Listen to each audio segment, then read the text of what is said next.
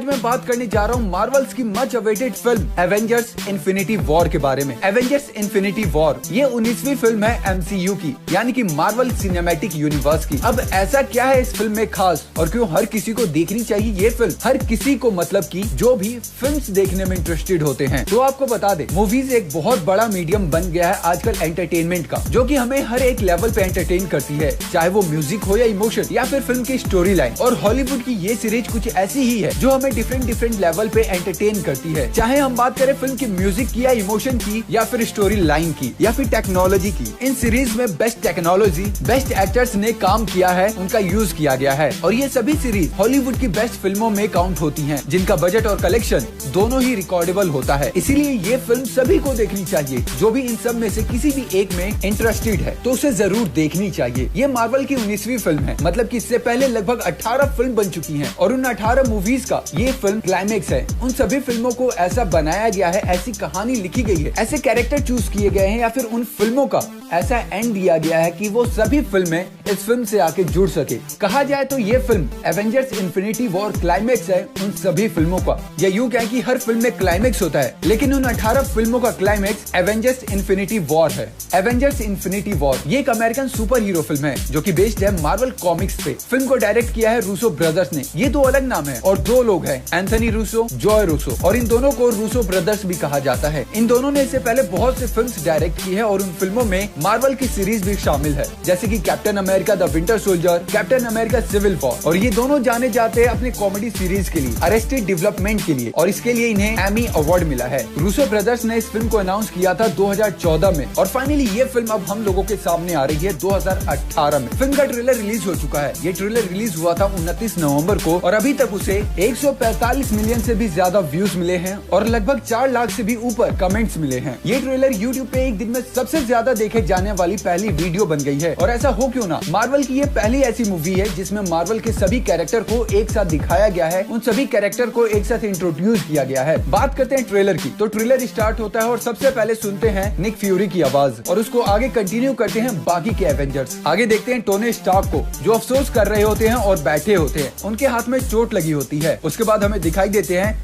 Bruce banner जो Hulk बन के गिरे होते हैं डॉक्टर स्ट्रेंज के घर पे। आगे हमें साथ दिखते हैं वोंडा और विजन, वो दोनों एक ही साथ विजन के ही घर पे रहते हैं और विजन एक इंसान बन चुका होता है जिसके सर पे अभी भी माइंड स्टोन है और जहाँ तक हमें लग रहा है कि इस स्टोन की वजह से ही वो इंसान बन जाते हैं, लेकिन उस स्टोन को छुपा नहीं पा रहे हैं। हमने सिविल वॉर के एंड में देखा था कि कैप्टन अमेरिका ने सबको जेल से निकाल दिया था और तब से ये लोग छुपे हुए हैं और ये सीन वही है छुपे होने का। कैप्टन और विंटर सोल्जर दोनों वकांडा में छुपे हुए हैं। आगे देखते हैं कि टोनी स्टार्क डॉक्टर स्ट्रेंज के घर में होते हैं और देख के तो यही लगता है कि बैनर ने उन्हें बुलाया होता है ये बोलने के लिए कि जंग की शुरुआत हो चुकी है। आगे हम देखते हैं कि पीटर पार्कर बस में बैठे हैं और उनके रोंगटे खड़े हो जाते हैं, जिससे उन्हें एहसास होता है कि कोई बड़ा खतरा आने वाला है। मार्वल की ये पहली मूवी है जिसमें हमें स्पाइडरमैन का स्पाइडर सेंस दिखता है, जो कि बाकी की फिल्मों में मिसिंग था। पीटर को आसमान में एक बड़ी सी सर्कुलर मशीन दिखती है जो कि लगता है कि किसी टाइप का वेपन है और आगे दिखता है कि देश बर्बाद हो गया है और तबाही से पूरे आसमान में धूल उड़ रही है। तो देख के अंदाजा लगाया जा सकता है कि ये सब इसी मशीन की वजह से हुआ है। आगे हमें बैनर दिखाई देते हैं जिनके पीछे का बैकग्राउंड देख के लगता है कि वो वापस वकांडा आ गए हैं और ये सीन देख के लगता है कि ब्रूस बैनर टोनी के आर्मर को अपडेट कर रहे हैं वकांडा के रिसोर्सेज और वाइब्रेनियम के हेल्प से, क्योंकि आगे की सीन में हमें आर्मर दिखता है जो कि पहले के अकॉर्डिंग काफी अलग होता है। उस सीन में बैनर के सामने नजर आती है नताशा। इस ट्रेलर में दो अलग अलग जगह पर लड़ाई होती है, वकांडा और न्यूयॉर्क, क्योंकि जो लोग हमें न्यूयॉर्क में दिखते हैं वही लोग वकांडा में भी दिखाई देते हैं। और उसके बाद फाइनली हमें दिखता है इस फिल्म का विलन थैनोस। वकांडा में जो हमें ये 4 हाथ वाले दिखे थे इन्हें कहते हैं आउटराइडर, जो काम करते हैं थैनोस के लिए। ये जो आउटराइडर है ये पैदा नहीं होते, इन्हें बनाया जाता है और इनका काम होता है मरते दम तक अपने मालिक की गुलामी करना या उनकी आज्ञा का पालन करना। अगर कॉमिक की बात करें उसमें क्या होता है तो थैनोस यूज करता है आउटराइडर्स को नए प्लैनेट्स ढूंढने और उन पर कब्जा करने में। आउटराइडर की बड़ी आर्मी के अलावा थैनोस के लिए एक विलन की टीम भी काम करती है जिन्हें जाना जाता है ब्लैक ऑरा के नाम से। कॉमिक बुक में इन ब्लैक के टीम में शामिल है 5 मेंबर। कॉमिक में थैनोस इन सबको भेजता है अलग अलग जगह पर जेम्स लाने के लिए, और ट्रेलर में भी हमें यही देखने को मिला। हम देखते हैं कि 2 लोग विजन के माइंड से उसका स्टोन निकाल रहे हैं, और वोंडा को यहाँ देख के लग रहा है कि वो विजन को बचाने के लिए आई है, और कैप्टन अमेरिका को देख के खुश हो जाती है।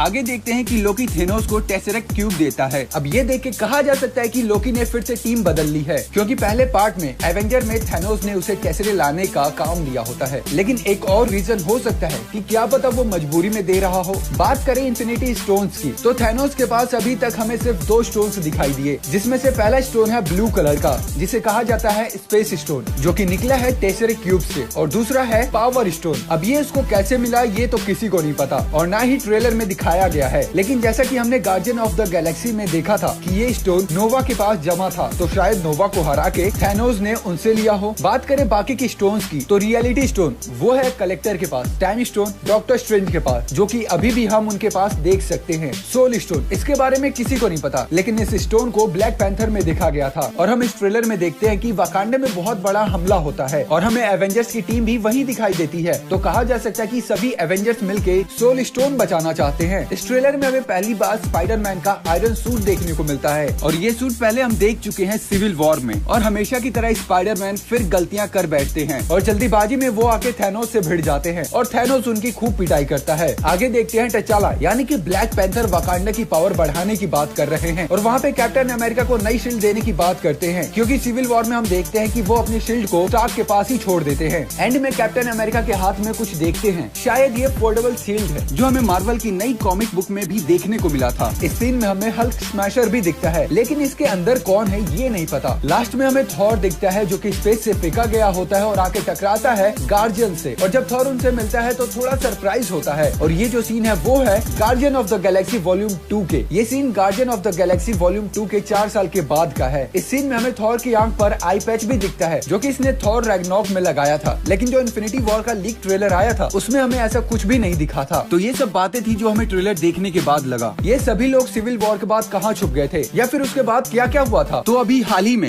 जनवरी में एक बुक आई थी जिसका नाम है एवेंजर इन्फिनिटी वॉर प्रील्यूड, जिसमें सिविल वॉर के आगे की कहानी बताई गई है। उस बुक की स्टोरी और एवेंजर्स इन्फिनिटी वॉर की स्टोरी काफी मिलती जुलती है। ये फिल्म रिलीज हो रही है 4 मई को। फिल्म में म्यूजिक दिया है एलन सिल्वेस्ट्री ने। फिल्म को प्रोड्यूस कर रहे हैं केविन फिग। केविन फिग एक अमेरिकन फिल्म प्रोड्यूसर है और प्रेसिडेंट है मार्वल स्टूडियोज के। Film presented by Marvel studios, distributed by Walt Disney studios motion picture. दोस्तों, अगर आप चाहते हैं कि एक ऐसी वीडियो बनाया जाए जिसमें मार्वल सीरीज की कहानी के बारे में बताएं, उन सुपर हीरोज की बात करें और उनके पावर की, कि उन्हें ये पावर कैसे मिले और आगे क्या होने वाला है, तो इसके बारे में आप हमें कमेंट बॉक्स में अपनी राय